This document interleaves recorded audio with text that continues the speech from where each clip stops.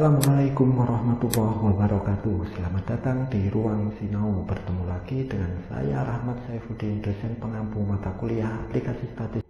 Nah, sobat, pada video ini kita akan membahas materi tentang uji ANOVA. ANOVA atau bisa juga disebut dengan ANAVA merupakan sebuah singkatan dari Analysis of Variance. Analysis of Variance adalah salah satu uji komparatif yang digunakan untuk menguji perbedaan mean atau rata-rata data lebih dari dua kelompok. Jika data kurang dari sama dengan dua kelompok, maka kita bisa menggunakan uji P. Berdasarkan jumlah faktornya, ANOVA terbagi atas dua jenis. Yang pertama yaitu ANOVA satu faktor atau sering juga disebut dengan ANOVA one way. Yang kedua yaitu ANOVA dua faktor atau bisa juga disebut dengan ANOVA two way. Nah, sebelum kita membahas tentang ANOVA satu faktor maupun ANOVA dua faktor, terlebih dahulu kita harus memahami asumsi dari uji ANOVA. Untuk melakukan sebuah uji ANOVA harus dipenuhi beberapa asumsi. Asumsi yang pertama yaitu sampel berasal dari kelompok yang independen. Untuk asumsi yang pertama ini harus dipenuhi pada saat pengambilan sampel dilakukan secara random ya, terhadap beberapa kelompok ya. Harusnya jumlah kelompoknya lebih dari dua, yang mana nilai pada satu kelompok tidak tergantung nilai dari kelompok yang lain. Asumsi yang selanjutnya yaitu varian antar kelompok harus homogen. Nanti kita lakukan uji homogenitas. Tanda dari varian antar kelompok bersifat homogen yakni signifikansi lebih besar daripada 0,05. Syarat yang terakhir yaitu data masing-masing kelompok berdistribusi normal. Makanya seperti biasa sebelum kita melakukan pengujian ANOVA, kita lakukan uji normalitas terlebih dahulu. Untuk asumsi yang kedua dan ketiga ini dapat diketahui atau dilakukan setelah data dimasukkan ke dalam komputer atau ke dalam mesin pengujian statistik. Karena ANOVA ini merupakan sebuah pengujian data parametrik, maka asumsi yang saya sebutkan tadi harus dipenuhi. Apabila asumsi tersebut tidak dapat terpenuhi, maka bisa dilakukan transformasi terhadap data, biasanya menggunakan logaritma, terus dilakukan uji ulang atau uji normalitas ulang. Nah, selanjutnya apabila proses transformasi tersebut tidak juga memenuhi asumsi, maka uji ANOVA tidak bisa dilakukan karena data tidak valid, sehingga harus menggunakan uji non-parametrik, misalnya Kruskal-Wallis atau yang lainnya. Oke, selanjutnya yaitu ANOVA one way atau ANOVA satu arah. ANOVA one way atau ANOVA satu faktor atau disebut juga ANOVA satu jalur atau dalam bahasa asingnya one way ANOVA merupakan sebuah prinsip perhitungan yang sangat sederhana. Varians total hanya dibagi atas dua jenis. Yang pertama varian antar perlakuan atau disebut dengan between, dan varians dalam perlakuan atau disebut within atau variance error. Nah, sobat, mungkin sudah pernah dijelaskan oleh dosen statistika pada semester sebelumnya bahwa uji ANOVA satu jalur dapat dihitung secara manual menggunakan beberapa langkah. Langkah yang pertama yaitu tentukan nilai K atau banyaknya perlakuan. Terus langkah yang kedua yaitu tentukan N atau banyaknya sampel yang kita gunakan. Selanjutnya yaitu menghitung jumlah kuadrat total atau total sum of square.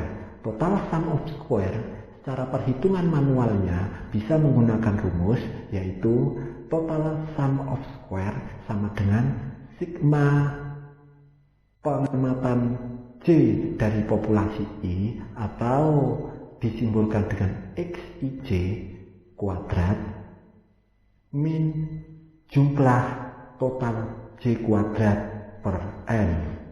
Selanjutnya, setelah kita mendapatkan hasil dari jumlah kuadrat totalnya, kita bisa melakukan hitung jumlah kuadrat perlakuan. Untuk menghitung jumlah kuadrat perlakuan bisa menggunakan rumus SSW atau within sum of square, atau bisa ditulis juga dengan SSP sama dengan jumlah total J kuadrat per banyaknya sampel J dikurangi jumlah total J kuadrat per banyaknya sampel atau jumlah sampel.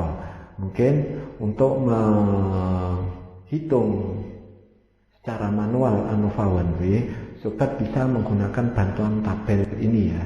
Ini di sini ada degree of freedom, ada sum of square, ada min square, ada F hitungnya. Jadi tabel ini bisa sobat gunakan. Yang pertama ada antar perlakuan. Dalam tabel antar perlakuan ini banyaknya perlakuan sama dengan K-1 untuk mencari degree of freedomnya, sedangkan dalam perlakuan adalah N-1 min K-1, atau banyaknya sampel dikurangi 1 dikurangi jumlah perlakuan dikurangi 1. Untuk total degree of freedom sama dengan N-1, atau banyaknya sampel dikurangi 1.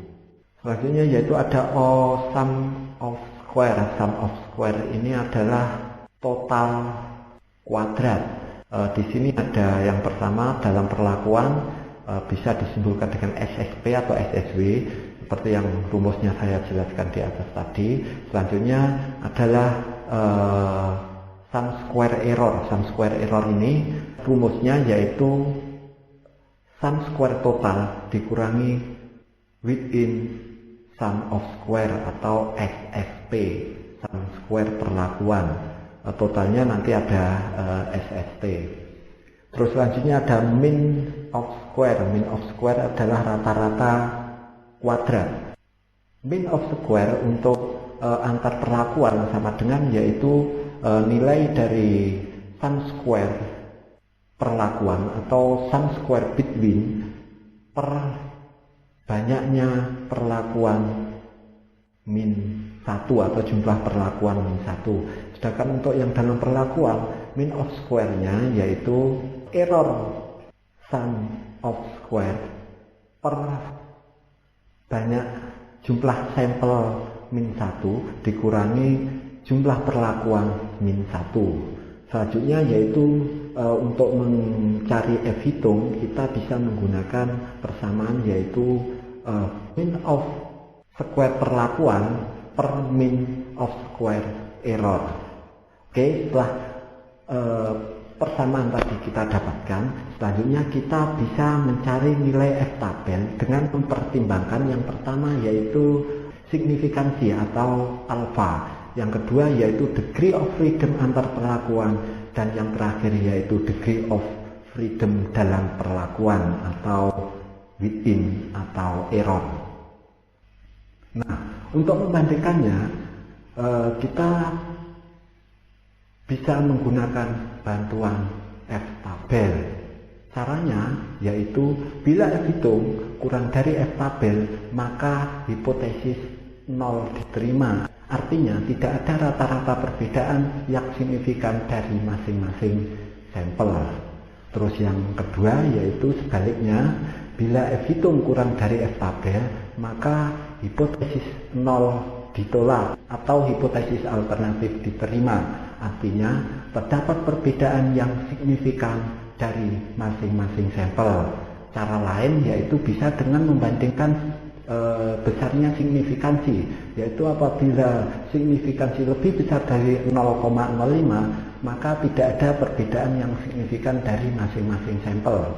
Nah, apabila signifikansi kurang dari 0,05, maka terdapat perbedaan yang signifikan. Oke, selanjutnya yaitu ANOVA 2 arah atau ANOVA 2 faktor atau disebut juga dengan two-way ANOVA.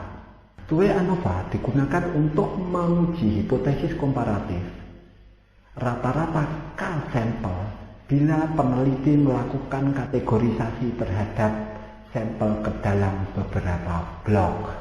Pada uji ANOVA one way, variabilitas atau sumber keragaman ANOVA berasal dari perlakuan dan galat. Maka pada two-way ANOVA, sumber keragaman tidak hanya berasal dari perlakuan dan galat, tetapi juga berasal dari yang dinamakan dengan blok. Untuk melakukan uji ANOVA two-way, bisa menggunakan langkah-langkah sebagai berikut. Langkah yang pertama yaitu identifikasi nilai T atau jumlah perlakuan dan jumlah blok atau dinotasikan dengan R. Terus yang kedua yaitu menghitung jumlah pengamatan total N dengan persamaan N sama dengan atau pengamatan total sama dengan jumlah blok kali jumlah perlakuan atau N sama dengan R kali T. Nah, yang selanjutnya yaitu menghitung jumlah kuadrat total atau total sum of square. Persamaannya hampir sama dengan ANOVA one way atau ANOVA satu arah, yaitu total sum of square sama dengan jumlah dari pengamatan J dari populasi ke I kuadrat dikurangi jumlah total kuadrat per jumlah pengamatan total, atau SST sama dengan sigma XIJ kuadrat min sigma TJ kuadrat per N. Nah, setelah kita mendapati rumus ini, maka kita menghitung jumlah kuadrat perlakuan. Untuk menghitung jumlah kuadrat perlakuan bisa menggunakan rumus yaitu perlakuan sum of square atau within sum of square atau biasanya disingkat dengan SSP atau SSW, sama dengan jumlah dari jumlah perlakuan 1 kuadrat per jumlah blok dikurangi jumlah total J kuadrat per jumlah pengamatan.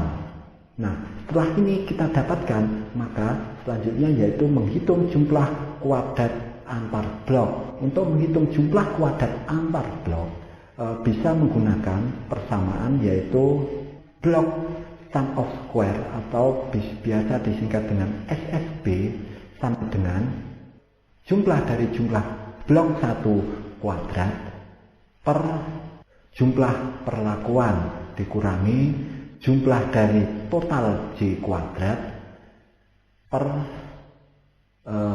jumlah pengamatan. Untuk mempermudah, sobat bisa menggunakan bantuan tabel berikut. Untuk mencari di sini terlihat yang pertama yaitu degree of freedom. Degree of freedom antar blok sama dengan jumlah blok min 1, sedangkan degree of freedom antar perlakuan yaitu jumlah perlakuan min 1, sedangkan degree of freedom dalam perlakuan atau error yakni jumlah pengamatan min 1 dikurangi jumlah blok min 1 dikurangi jumlah perlakuan min 1 dikurangi jumlah blok min 1. Sedangkan sum of square-nya yaitu seperti yang saya jelaskan tadi, ada sum of square seperti yang rumusnya saya jelaskan tadi.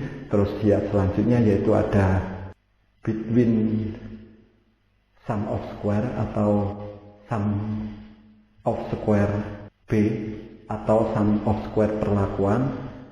Yang selanjutnya yaitu ada error sum of square. Untuk mencari error sum of square atau sum of square dalam perlakuan bisa menggunakan persamaan yakni sum square total dikurangi sum square blok dikurangi sum square antar perlakuan. Nah, untuk totalnya yaitu sum square total. Selanjutnya adalah mean of square. Untuk mencari mean of square block, yaitu sum square block per jumlah blok min 1. Sedangkan untuk yang antar perlakuan, yaitu sum square antar perlakuan per jumlah perlakuan min 1. Sedangkan untuk yang dalam perlakuan atau within, mean of square sama dengan sum of square error atau sum square dalam perlakuan per jumlah blok min 1 dikurangi jumlah perlakuan min 1. Sedangkan untuk mencari nilai F hitungnya sama dengan yaitu blok min of square per error min of square, dan untuk yang antar perlakuan yaitu min of square antar perlakuan per min of square dalam perlakuan.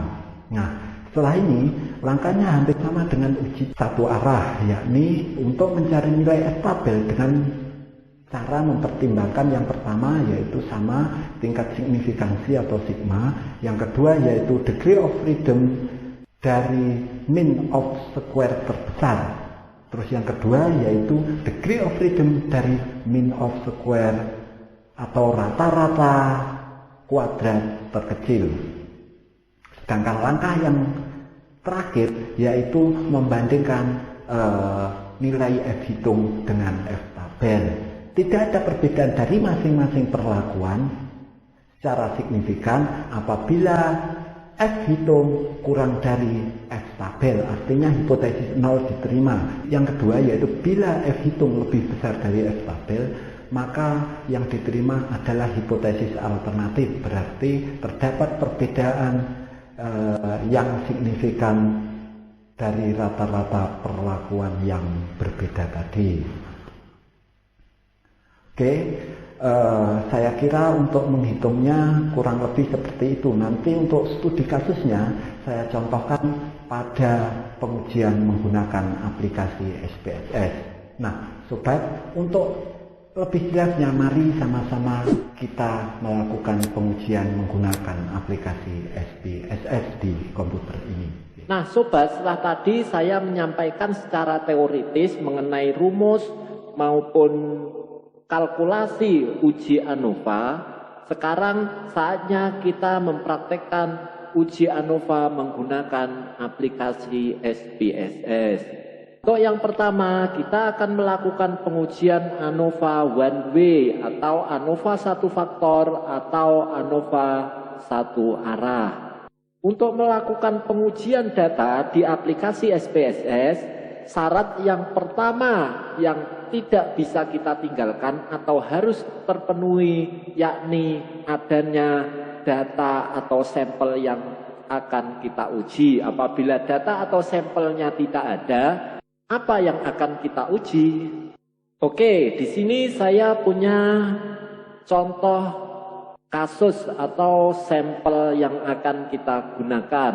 Ini saya menggunakan sampel yang saya kira cukup familiar dan sobat semuanya mudah ingat-ingat ya. Ini saya menggunakan sampel yaitu laba kantin di kampus kita selama kurun waktu 1 bulan. Itu di kantin timur kan ada 3 blok, jadi mulai dari yang pojok utara sampai pojok paling selatan. Di sini saya mengambil 3 kelompok sampel. Ini rata-rata keuntungan dalam kurun waktu 1 bulan. Karena dalam seminggu hari aktif kita hanya 5 hari, maka dalam 1 bulan saya hitung 20 hari. Ini keuntungan masing-masing kantin. Oke, sebelum kita melakukan uji ANOVA, baik itu yang one way atau two way, seperti yang saya jelaskan di awal tadi, kita harus memenuhi beberapa asumsi. Asumsi yang pertama yaitu sampel berasal dari kelompok yang independen, maksudnya masing-masing sampel yang kita gunakan ini tidak terikat atau nilai dari masing-masing sampel ini tidak mempengaruhi nilai dari kelompok sampel yang lain. Jadi nilainya tidak mempengaruhi, misalnya kantin A nilainya juga tidak akan mempengaruhi nilai dari kantin C, baik itu kantin B tidak akan mempengaruhi nilai dari kantin A. Yang dimaksud independen yaitu tidak ada ketergantungan antara kantin A, kantin B, dan kantin C. Terus syarat yang kedua dan ketiga yaitu varian antar kelompok homogen dan masing-masing kelompok data berdistribusi normal ini akan kita lakukan pengujian di aplikasi SPSS. Syarat dari pengujian ANOVA yaitu variabel faktor menggunakan data non-metrik. Maksudnya non-metrik itu yaitu data kategorisasi atau bukan berupa angka. Misalnya ini kantin A, kantin B, dan kantin C ini variabel faktor yang kita gunakan kan kategorik. Jadi bukan angka. Kalau angka misalnya jumlah gaji dosen atau uang saku mahasiswa ini nanti akan berbentuk metrik ya. Kalau ini bentuknya non metrik. Jadi kategori kantin A, kantin B, dan kantin C. Oke, selanjutnya kita akan memasukkan data yang kita miliki ini ke dalam aplikasi SPSS. Kita buka saja aplikasi SPSS-nya. Biar cepat kita buat variabelnya terlebih dahulu. Variabel yang pertama yaitu X. X ini adalah numerik ya kita.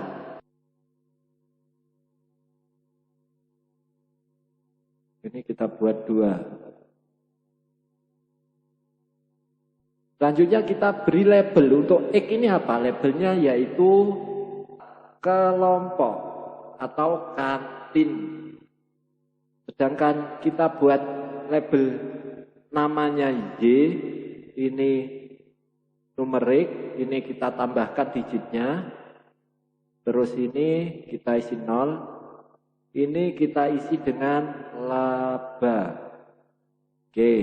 Nah, yang menentukan ini nanti, jadi di variabel kantin ini kita buat value untuk dijadikan sebagai faktor dalam uji ANOVA. Value-nya kita buat sobat bisa buat 1, 2, 3 atau 3, 4, 5 atau dan seterusnya. Jadi nggak harus 1, 2, 3 ya. Tapi di sini saya menggunakan 1, 2, 3 biar gampang saja ya. Ini kita buat 1, ini kantin A, 2, ini kantin B,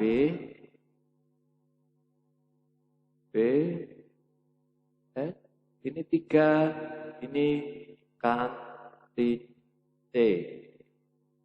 Nah, selanjutnya kita oke. Nah, setelah kita membuat variabelnya, kita akan menginputkan sampel yang sudah kita miliki tadi. Untuk yang pertama, kita kembali ke variabel. Jangan lupa, untuk X ini adalah kelompok dan ini adalah rata-rata. Oke, kita copy saja. Ini rata-rata dari kelompok A.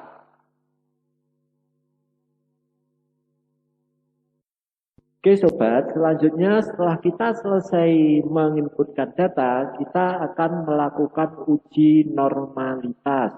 Uji normalitas ini berfungsi untuk melihat apakah sampel yang kita gunakan ini berdistribusi normal atau tidak. Jika berdistribusi normal, maka kita bisa melanjutkan ke uji ANOVA. Apabila tidak, maka kita harus melakukan transformasi data terlebih dahulu. Bisa menggunakan logaritma atau metode yang lain. Lalu kita uji ulang atau kita uji normalitas ulang.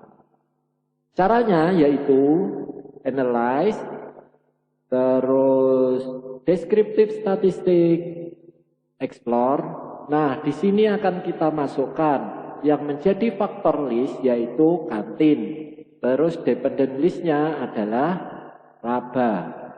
Selanjutnya yaitu kita pilih plot.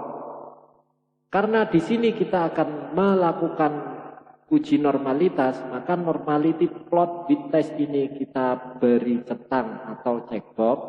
Selanjutnya continue, kita oke. Kita tunggu sampai hasilnya keluar. Nah, kita lewati saja untuk yang lain ini. Nah, di sini kita dapatkan dari uji normalitas yaitu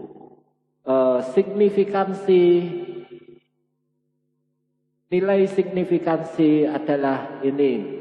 Jadi seperti yang saya sebutkan di awal tadi bahwa data berdistribusi normal apabila signifikansi lebih besar dari 0,05. Kita lihat di sini semua signifikansinya lebih besar dari 0,05. Maka di sini sampel yang kita gunakan berdistribusi normal. Ingat, untuk menentukan nilai perbandingan untuk signifikansi kita harus melihat, kita kembali dulu ke sini. Di sini di analyze tadi itu ada explore. Di sini kita masuk statistik ya. Di sini confidence interval forming-nya adalah 95%. Jadi rumus signifikansi yakni 100% dikurangi confidence interval forming yaitu 95%. Jadi apabila confidence interval forming-nya adalah 95%, maka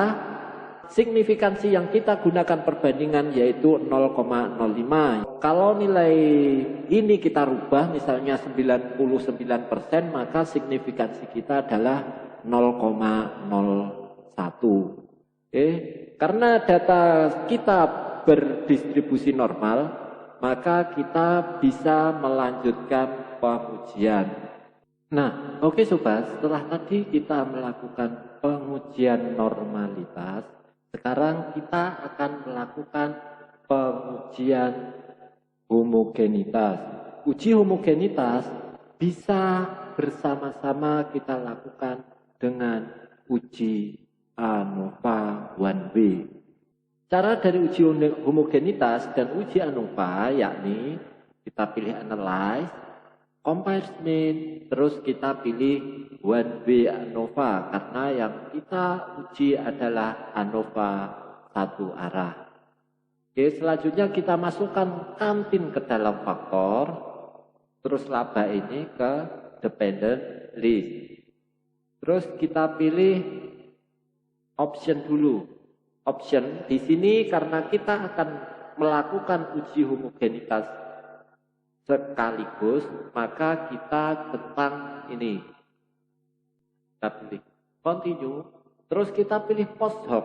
Post hoc ini adalah asumsi persamaan variasi. Kita yang secara umum itu banyak yang menggunakan Turkey, tapi sobat juga bisa menggunakan LSD, Biorveri, Sidak, dan lain-lain. Kita coba dua saja, yaitu di sini kita gunakan Turkey dan Bonferroni.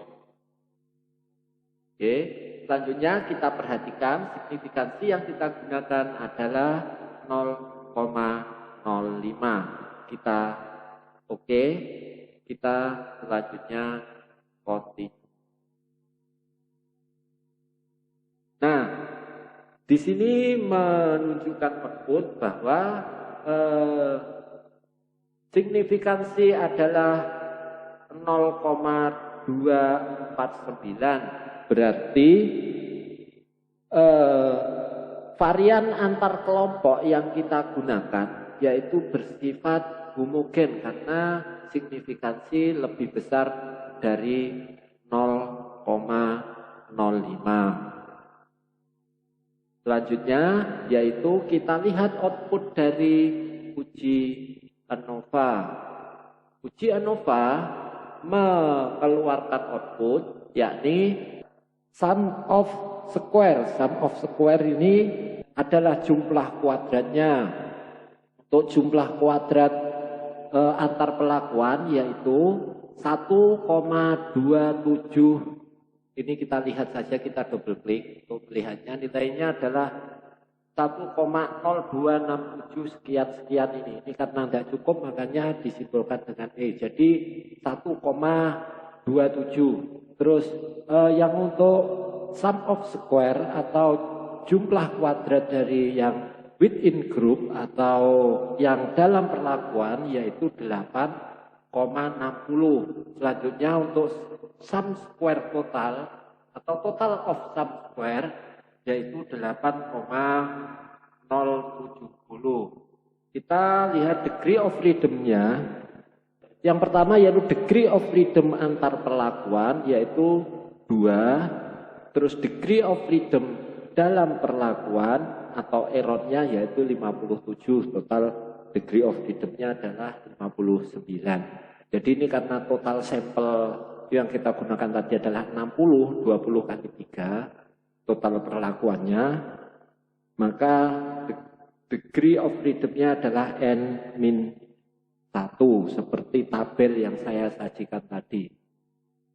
Terus ini mean of square atau rata-rata kuadratnya yaitu untuk yang antar perlakuan 5,134 sekian, untuk yang dalam perlakuan yaitu 1,414 sekian. Untuk F hitungnya yaitu 0,036. Untuk signifikansinya yaitu 0,964. Nah, di sini sobat untuk menentukan apakah hipotesis diterima atau ditolak, sobat bisa membandingkan antara F hitung dengan F tabel. Ini menggunakan bantuan F tabel. Bisa juga langsung melihat signifikansinya. Seperti yang saya jelaskan tadi, bahwa hipotesis 0 diterima apabila signifikansi lebih besar daripada 0,05. Karena signifikansi adalah 0,964, berarti hipotesis 0 diterima. Hipotesis 0-nya yaitu tidak ada perbedaan yang signifikan antara rata-rata laba kantin A, kantin B maupun kantin C. Oke, berarti sudah dapat kita simpulkan bahwa hipotesis 0 diterima. Nah, sobat, selanjutnya kita akan melakukan uji ANOVA 2W pada aplikasi SPSS. Di sini saya memiliki data tentang nilai mahasiswa MBS semester 3 berdasarkan seleksi ujian masuk. Ini contoh ini hanya dummy saja ya, bukan nilai sebenarnya. Jadi jangan berkecil hati karena jalur masuk saya adalah misalnya SPMB atau MPTKIN, nilainya akan seperti itu. Itu tidak, ini hanya dummy saja yang saya gunakan. Nah, untuk asumsi yang kita gunakan itu hampir sama dengan uji ANOVA 1W, tetapi di sini ada beberapa tambahan. Syarat yang pertama yaitu sampel berasal dari kelompok yang independen. Ini secara keseluruhan sampelnya berasal dari kelompok yang independen. Terus varian antar kelompok harus homogen. Nanti kita bisa lakukan pengujian di SPSS, varian antar kelompoknya homogen atau tidak. Nah, untuk syarat yang ketiga, kalau di uji ANOVA 1 sampel tadi data masing-masing kelompok berdistribusi normal, tetapi pada uji ANOVA 2W ini yang harus berdistribusi normal adalah nilai residual standar. Untuk mencari nilai residual standar nanti akan saya praktekkan di aplikasi SPSS. Terus asumsi yang terakhir yaitu variabel data berskala kuantitatif. Ini variabel datanya ini semuanya bersifat atau berskala kuantitatif, artinya merupakan data interval atau data rasio. Oke, langsung saja kita masuk ke aplikasi SPSS.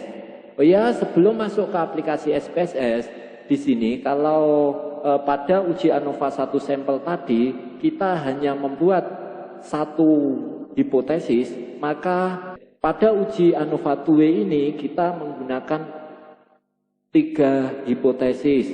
Hipotesis 0 yang pertama yaitu tidak ada perbedaan nilai yang signifikan antara mahasiswa laki-laki dan perempuan. Hipotesis 0 yang kedua yaitu tidak ada perbedaan nilai yang signifikan berdasarkan seleksi ujian masuk kampus. Hipotesis 0 yang ketiga yaitu tidak ada perbedaan yang signifikan berdasarkan jenis kelamin dan jalur seleksi masuk kampus. Oke, selanjutnya mari kita copy datanya atau kita masukkan datanya ke dalam aplikasi SPSS. Nah, selanjutnya kita masuk ke aplikasi SPSS-nya. Oke, kita buat variabelnya terlebih dahulu. Yaitu di sini ada nama. Yang pertama kita buat X, terus tipe datanya numerik. Ini kita karena tidak ada bilangan atau angka di desimal, maka kita isi 0 saja untuk desimalnya. Ini labelnya adalah nilai, terus ini kita simbolkan dengan Y, ini numerik, ini tidak ada angka di belakang koma atau desimalnya kita isi 0, ini jenis kelamin, terus Z, ini numerik juga, ini kita isi 0. Ini adalah jalur atau seleksi masuk perguruan tinggi. Nah, selanjutnya di sini pada jenis kelamin dan jalur kita beri value karena jenis kelamin dan jalur merupakan faktor dari uji ANOVA yang akan kita lakukan. Di sini kita isi 1, itu adalah pada jenis kelamin yaitu laki-laki, dan 2 yakni perempuan. Terus kita add, kita oke. Selanjutnya kita beri value pada jalur masuk. Ini 1, ini span, add, terus 2, ini UMPTKIN,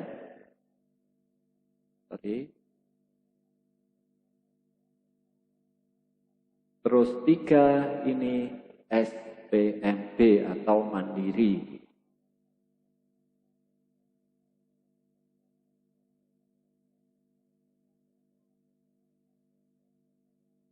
Kita lihat pada data view-nya. Nah, selanjutnya kita akan memasukkan data yang sudah kita miliki ke dalam aplikasi SPSS. Kita copy saja ya biar tepat. Dari yang pertama, ini jenis kelamin laki-laki dari jalur masuk span. Kita paste. Ini jenis kelaminnya 1.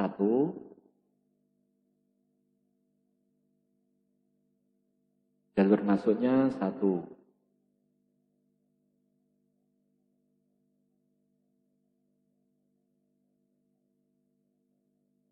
Lakukan proses yang sama pada faktor selanjutnya atau kelompok data selanjutnya. Ini kita isi 1.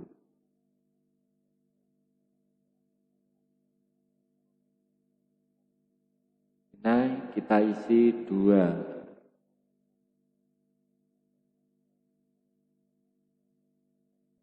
Nah, sobat, langkah yang pertama yaitu kita akan mencari atau menguji normalitas daripada nilai residual standar. Karena kita di sini belum memiliki nilai residual standar, maka kita harus membuat variabel residual standar.